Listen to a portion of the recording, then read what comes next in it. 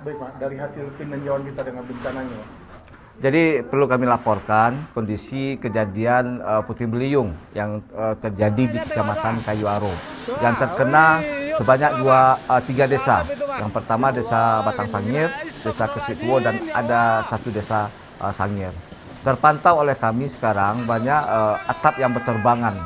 Kalau umumnya rusak berat itu atap berterbangan dan kayu ini berterbangan juga, ya. Itu jumlahnya itu kita inventarisasi sekarang rusak berat itu sebanyak sekitar 36, ya, 36, rusak sedang 20, rusak ringan 53. Sedangkan korban yang terjadi mungkin ada luka sedikit di di kepala, juga ada kena benturan kayu karena ini cukup kencang, anginnya cukup kencang tadi memutar tadi. Alhamdulillah tidak banyak korban, cuma ada 5 korban yang terpantau oleh kami pada malam hari ini. Mudah-mudahan kita tidak banyak korban yang ini. Kami selaku petugas hari ini juga sudah mencoba menginventarisasi korban-korban dan rusak-rusak kejadian dari bencana ini. Nah Pak, tadi bisa dijelaskan Pak, totalnya berapa banyak Pak kerusakan yang dialami? Totalnya itu yang saya sampaikan tadi. Yang pertama itu totalnya 34 rusak berat, ya. 36 mohon maaf, dan rusak sedang 20, rusak ringan 53. Nah, jadi selain dari rumah warga, itu ada fasilitas umum yang rusak?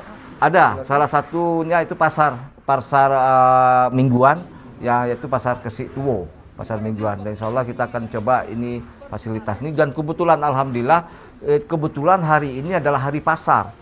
Alhamdulillah tidak ada kejadian korban di posisi pasar itu tadi. Itu kita bersyukur untuk itu. Nah, untuk progres dari pemerintah sampai saat ini sampai di mana? Ya, kita bisa hari ini pertama menginventarisasi.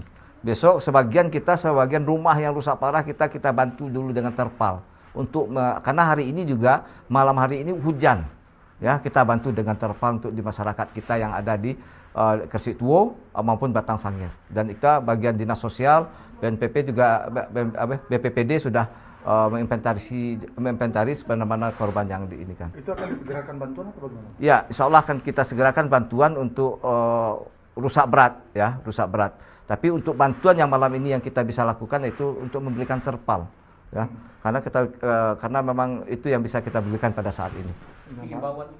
Himbauan yang jelas kepada masyarakat tidak panik, ya, tidak panik dalam menyikapi bencana ini, ya. Kita sikapi berartinya kita harus tidak panik sehingga kita bisa mengambil langkah-langkah. Sebab kalau panik nanti kita tidak menjadikan ada kejadian yang lain nanti yang kita tidak kita inginkan nanti itu seperti itu. Pak, mungkin bisa jelaskan lebih detail Pak terkait dengan warga yang terkena dampaknya tadi Pak. Ya. Nah, itu alami luka-luka di bagian mana dan teknisinya untuk jenisnya bagaimana? Ya, yang pertama tadi sebenarnya benturan dari atap yang jatuh. Kebetulan ini ada tempat kejadian tempat yang sama. Kebetulan ada tempat hajatan, ya, di situ pas kejadiannya ada puting beliung di sana, ya, ada atap yang jatuh, ya, ada yang di kepala yang dijahit sekitar 4 jahitan, terus ada kena benturan punggung kayu, ada beberapa orang 2 orang yang ada kena kepala tapi tidak luka, yang satu lagi kena kakinya benturan kayu. Itu menghindari tadi tenda yang roboh itu atau bagaimana? Memang ini di tenda tersebut, ya kan, tidak bisa lari. Menurut cerita yang kami dapat tadi, mereka ini berkumpul bersama-sama tadi. Jadi ketika ada puting beliung, mereka terpisah. Nah, dari terpisah itulah mungkin kejadian itu ada kayu yang kena, ada seng yang ke badan mereka itu tadi.